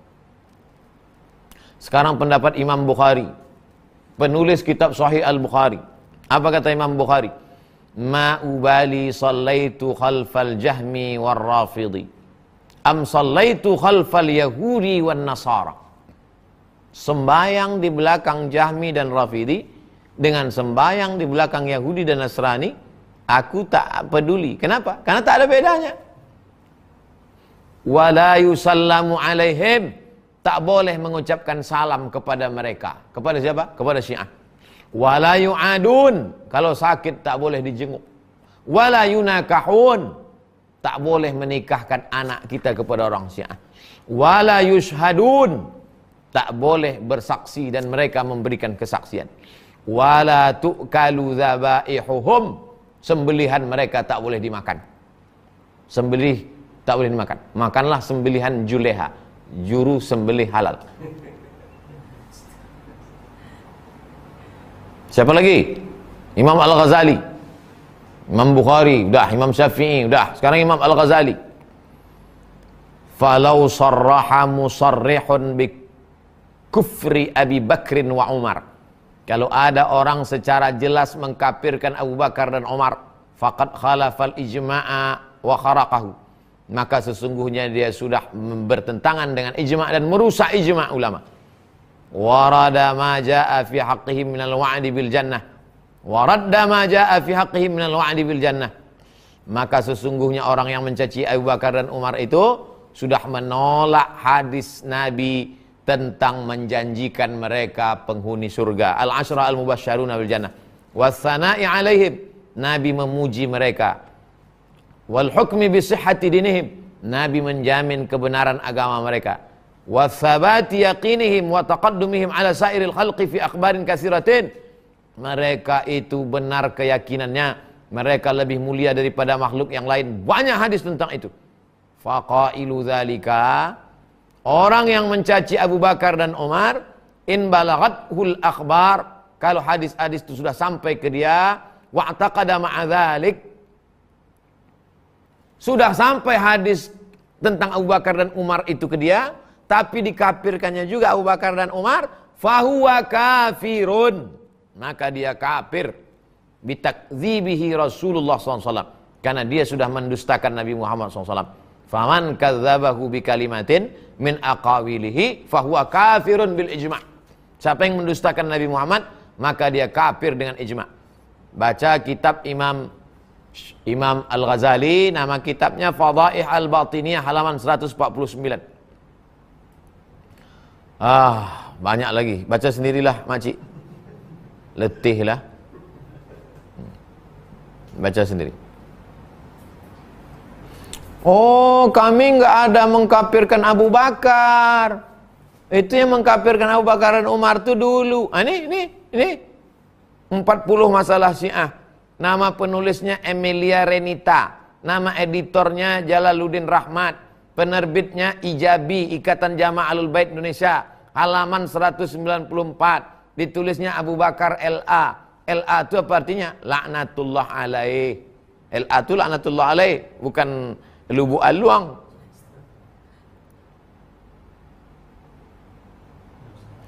Aisyah berdusta, manipulasi nama tempat dalam hadis.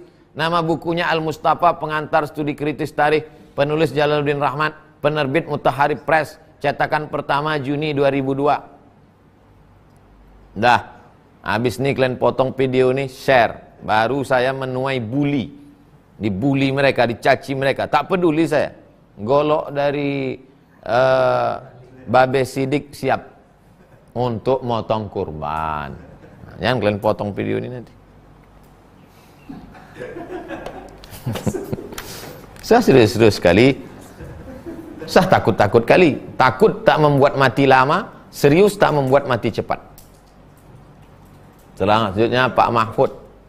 Ustaz, apa hukumnya mempertua umur untuk mendaftar haji agar tak terlalu lama menunggu? Jawabannya hadis saja Pak Mahfud. Da'ma yaribuka ila ma la yaribuka. Tinggalkan sesuatu yang meragukanmu untuk sesuatu yang tak meragukan. Lurus-lurus saja Pak Mahfud. Hidup ini lurus-lurus saja. Tak usah kita akal-akali. Berkumpul seluruh manusia di dunia ini untuk mengusahakan yang bukan punya kita, tak dapat. La ini jitama'atil ummatu ala ayyadurruka bisyai'in la yadurruka illa bisyai'in qad qatawallahu alaik. Yakin itu.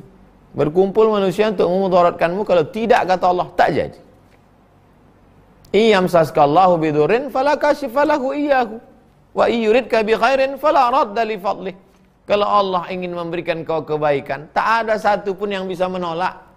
Bapak bayar saja menurut tahun lahir biasa, berangkat alhamdulillah, tak berangkat niat Bapak udah sampai. Tak usah kita. Saya lama juga saya sudah hidup nih, 43 tahun, tak ada saya main-main. Lurus-lurus saja. Tes PNS lurus. Keluar dari PNS pun lurus juga. Tak ada saya akal-akali. Hidup nih bukan lama kali hidup. Kawan-kawan udah banyak mati. 3 Pak M. Zaki. Ustadz, di Twitter sedang viral tentang orang miskin tak boleh punya anak. Bagaimana tanggapan Ustadz tentang hal ini?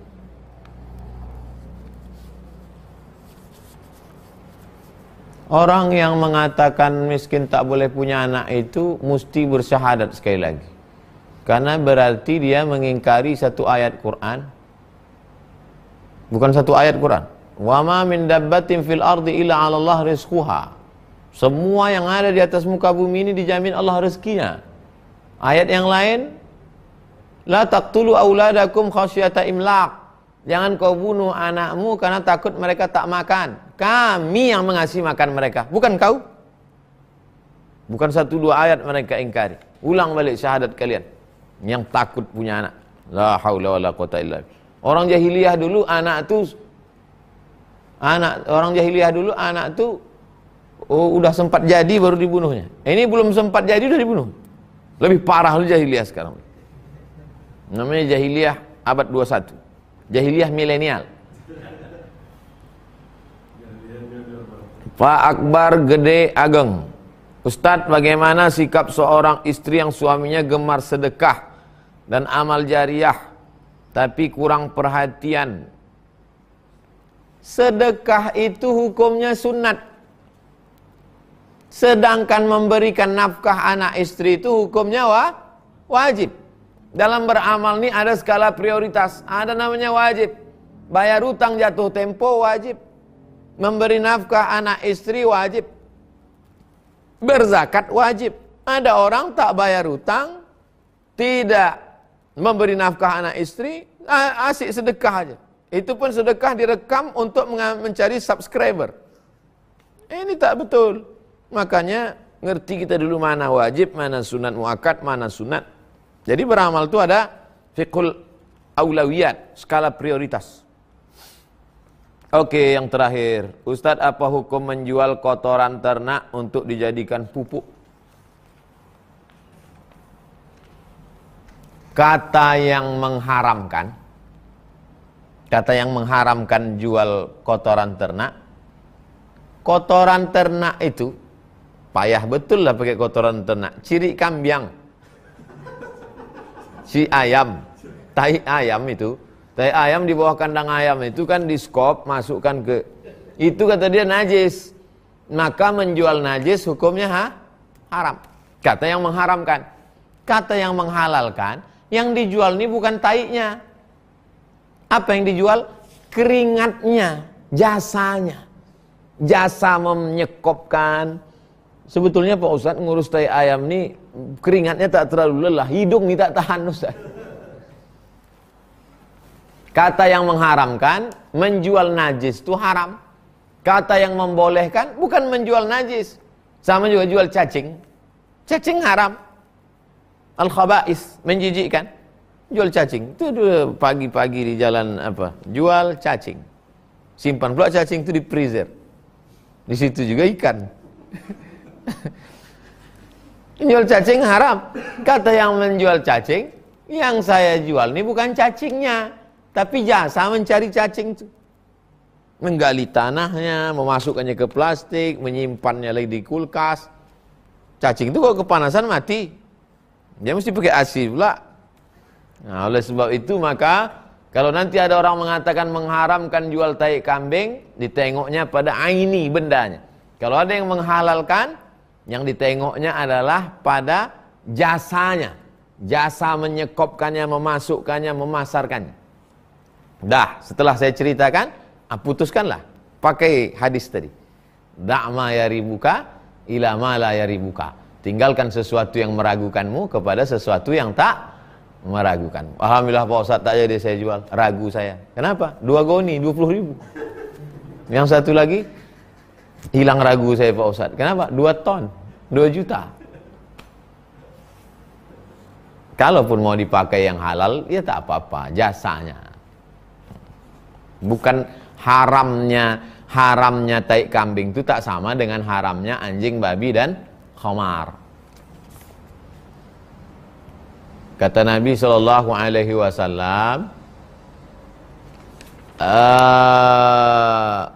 mahril baghi Mahri artinya mahar. Bagi, maaf, prostitusi. Hasil prostitusi itu haram. Mahril bagi haram. Tapi tak sama mahril bagi dengan duit. Jadi maksud saya jangan nanti dikiaskan. Mahril bagi itu ini kan jasanya. Tak ada jasa. Mahril bagi. Tak boleh. Hulwanil kahin. Upah dukun. Dukun-dukun tobat. Tiru Ki Joko Bodo. Tobat dia. Apa itu semua untuk kepentingan orang umum. Jadikan masjid. Itu bagus. Seluruh dukun-dukun tobat. Itu tentang masalah hukum kotoran. Mudah-mudahan kaji kita malam ini bermanfaat. Banyak tutur kata saya menyinggung perasaan tak berkenan di hati, mohon maaf. Kita tutup dengan baca doa kafaratul majlis. Ustadz, kenapa hadis tentang niat dikaitkan dengan hijrah saja, tidak dengan perang dan ibadah lainnya? Dengarkan di halaman 124. La amala liman la niyata lahu. Sunan Al-Baihaqi dari Anas bin Malik. Tidak ada amal kalau tidak ada niatnya. Tidak hanya hijrah, amal umum, am.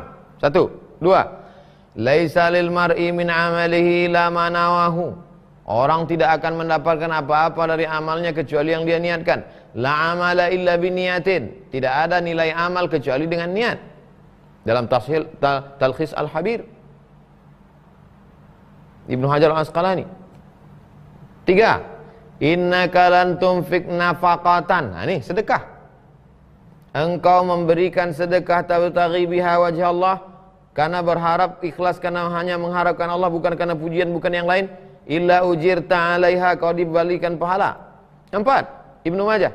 Innama yub'atsun nasu ala niyatihim. Manusia nanti di akhirat akan dibangkitkan berdasarkan niat mereka.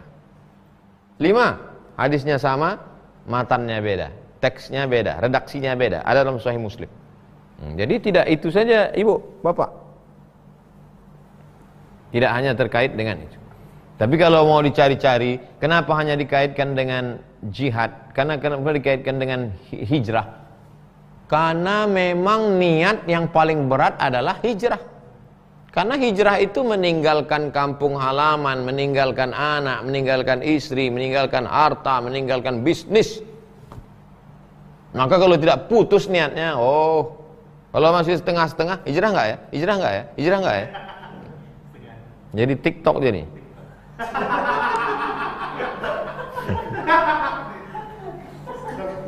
Bapak, ibu apa bapak nih, Widi?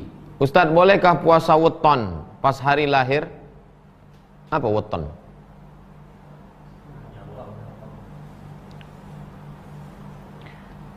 Mengapa engkau puasa hari Senin ya Rasulullah? Kenapa kau puasa hari Senin ya Rasulullah? Zaka yauma wulidtu. Zaka yauma wulidtu. Hari itu aku lahir. Rasulullah bersyukur kepada Allah Subhanahu wa taala. Jadi kalau ada, bedakan antara dalil dengan istidlal. Ini dalil. Pengambilan dalil dari sini apa ini? Syukur nikmat dengan ibadah. Syukur nikmat dengan ibadah. Hah? Oh, puasa weton maksudnya puasa 24 jam. Baik, sekarang saya bahas dulu tentang masalah berpuasa, bersyukur atas nikmat hari lahir. Zaka yauma wulidtu, hari itu aku lahir, hari Senin itu aku lahir. Maka atas kelahirannya itu dia bersyukur kepada Allah Subhanahu wa taala. Mengenang kelahirannya dia bersyukur kepada Allah. Syukur itu apa? Syukur bisa bersedekah, syukur bisa memperbanyak sholat, syukur bisa memperbanyak zikir, syukur puasa itu adalah salah satunya. Jadi saya menganjurkan kalau antum mau syukuran, bagusnya ngasih makan anak yatim. Kalau mau syukuran ngasih makan anak yatim, bagus. Jangan pergi ke panti asuhan, ditanya anak yatim, ibu nggak ada makanan? Enggak, mari kita puasa bersama-sama.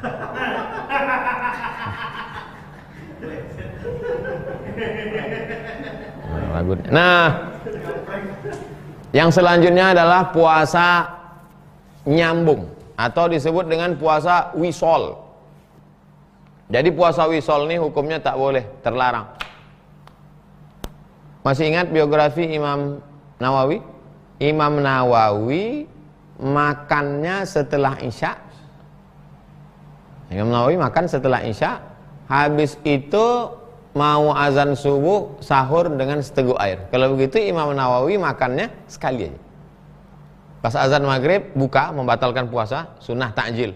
Allahu Akbar, Allahu Akbar, minum. Habis itu sholat maghrib, zikir. Habis Isya makan. Habis Isya makan, istirahat. Malam tahajud, menjelang azan subuh seteguk air untuk ngambil sunnah. Nah, itu. Tapi kalau sampai 24 jam wisol, bertentangan dengan man ahdatsa, siapa yang membuat-buat ibadah, ma laisa alaihi amruna, yang tidak diajarkan Rasulullah sallallahu fa warad, dan maka amal itu mardud, tak boleh. Begitu Pak Bu Widi. Terakhir Pak Ahsan Abidin. Ustaz, bagaimana caranya beribadah, beramal agar benar-benar ikhlas karena Allah meskipun kadang ada orang yang memuji kita?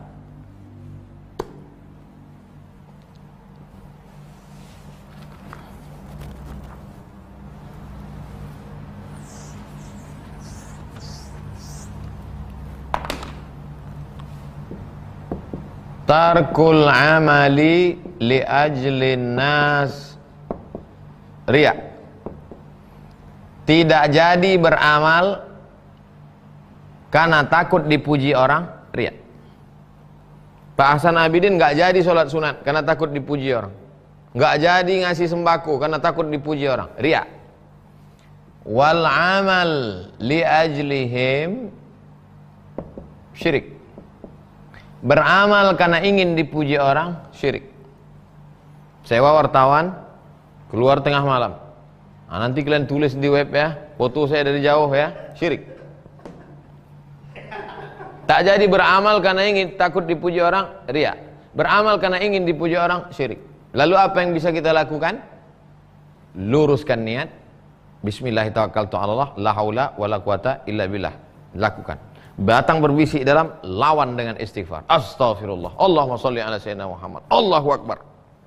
Apa kau nih? Sikit-sikit takbir. Ini melawan setan yang ada di dalam.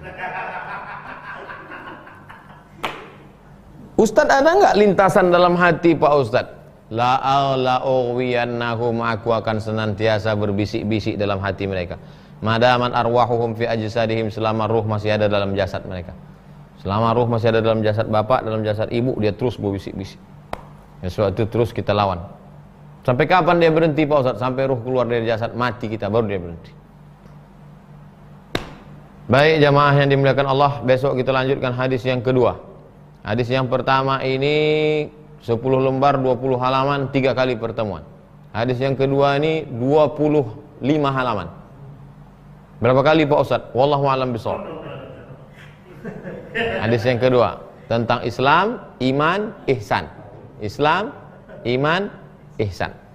Saya kasih tahu di awal bukan supaya Bapak Ibu ketakutan, tapi supaya banyak minum suplemen, minum madu supaya semangat. Beli paket. Di akhir majelis ilmu kita berdoa kepada Allah, Allahumma alimna ma yanfa'una. Buatlah apa yang kami lakukan ini bermanfaat buat kami ya Allah. Ajarkan kami ilmu yang bermanfaat, berguna buat kami ya Allah. Allahumma inna na'udzubika min ilmin la yanfa', jauhkan kami dari ilmu yang tak bermanfaat. Wa min qalbin la yakhsha', jauhkan kami dari hati yang tak khusyuk. Wa min nafsin la tasba', jauhkan kami dari nafsu yang tak pernah kenyang. Wa min du'ain la yusma', jauhkan kami dari doa yang tak dikabulkan. Allahumma ja'alna minal mukhlasin, jadikan kami orang yang ikhlas ya Allah. Allah marzuqnal ikhlas, berikan kami keikhlasan untuk amal kami dunia akhirat ya Allah. Wajma'na ma'al mukhlasin, satukan kami di surga bersama orang-orang yang ikhlas ya Allah. Wa sallallahu ala sayyidina wa syafi'ina wa dzukhrina wa maulana Muhammad wa ala alihi wa sahbihi wasallam, walhamdulillahi rabbil alamin. Taqabbalallahu minkum wa minkum taqabbal ya karim. Terima kasih segala perhatian. Mohon maaf segala kesilapan khilafan. Subhanakallahumma wa bihamdika asyhadu an la ilaha illa anta astaghfiruka wa atubu ilaik. Wassalamualaikum warahmatullahi wabarakatuh.